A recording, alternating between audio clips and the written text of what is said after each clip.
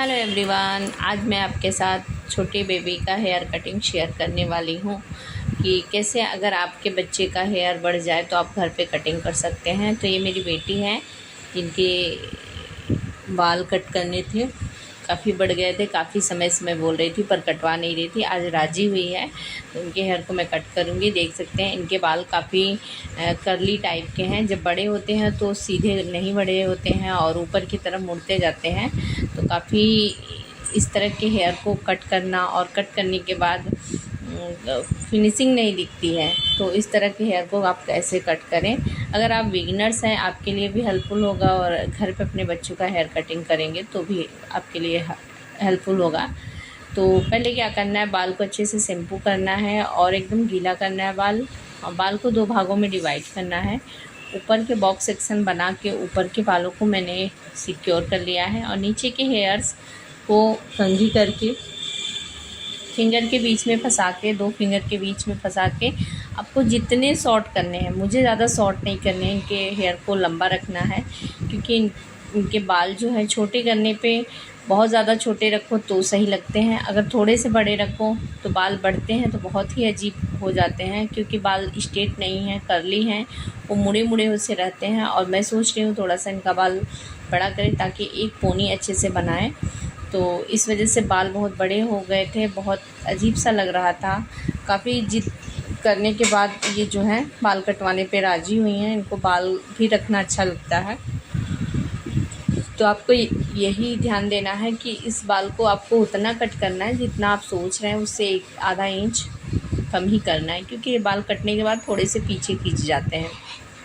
आपको कंघी के सहारे से बाल को खींच के स्ट्रेट फिंगर के बीच में फंसाना है और उसके बाद कट कर लेना है।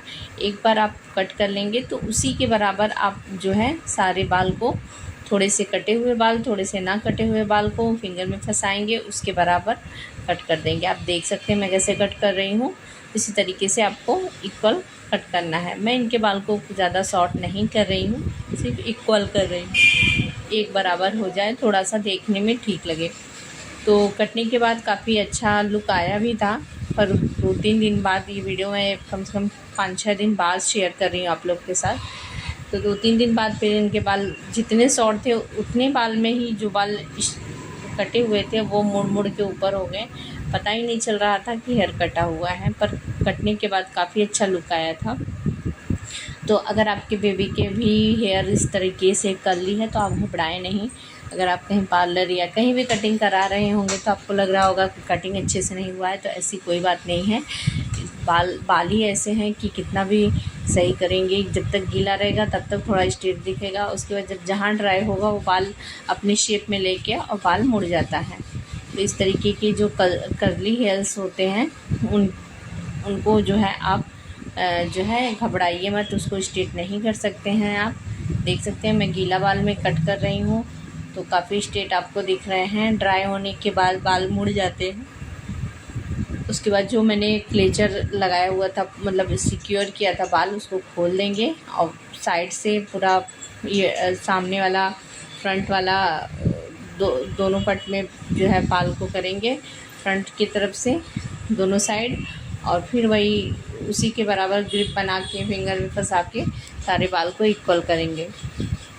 तो देख सकते हैं इनके बाल फ्रंट की तरफ काफ़ी शॉर्ट हैं और नीचे की तरफ थोड़े से लॉन्ग हैं, तो उतने बराबर हमको शॉर्ट नहीं करना है।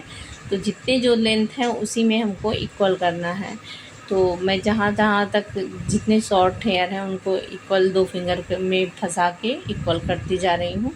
और कटने के बाद काफ़ी अच्छा लुक आएगा, आप देख सकते हैं। अभी आपको लग रहा होगा कि कैसा आएगा, समझ में नहीं आ रहा होगा, तो आई होप बहुत अच्छा लुक आया हुआ था। तो अगर आपको अपने बेबी का हेयर लॉन्ग करना है, ज़्यादा शॉर्ट नहीं करना है, इक्वल बराबर कट करना है, तो इस वीडियो को इस तरीके से देखिएगा, काफ़ी आपको हेल्पफुल मिलेगा और हेल्प मिलेगा कट करने में। और फ्रंट के हेयर को भी आप इस तरीके से इक्वल एक बराबर सेट कर देंगे। सेट करने पे बाल का लुक काफ़ी अच्छा आ जाता है। तो इनका बाल लगभग कट चुका है और कट करने के बाद आपको बाल की चेकिंग ज़रूर करनी है। बाल को कोम कर के 2-3 बार देख लेंगे कहीं छोटा तो नहीं, कहीं आगे पीछे नहीं है, क्योंकि बाल है छूट जाता है कभी कभी। तो आई होप वीडियो आपको समझ में आया होगा। समझ में आया होगा तो भी, नहीं आया होगा तो भी कमेंट ज़रूर करिएगा। और वीडियो कैसा लगा ये भी बताइएगा। और चैनल पे नए हैं तो प्लीज़ चैनल को सब्सक्राइब करिएगा, बेल आइकन की घंटी को ज़रूर प्रेस करिएगा ताकि मेरे हर वीडियो के नोटिफिकेशन आपको मिलते रहें। और मुझे इंस्टाग्राम पे भी फॉलो करिएगा, जिसका लिंक है रोशनी तिवारी 01 से। फाइनल लुक इस तरीके से, कैसा लगा कमेंट में ज़रूर बताइएगा। और प्लीज़ अपना राय ज़रूर दीजिएगा। आप लोग वीडियो को पूरा वॉच किया करिए, वीडियो बनाने में काफ़ी मेहनत लगता है, तो ज़्यादा से ज़्यादा लोगों के पास शेयर भी करिएगा। नेक्स्ट वीडियो में फिर मिलेंगे, तब तक के लिए बाय।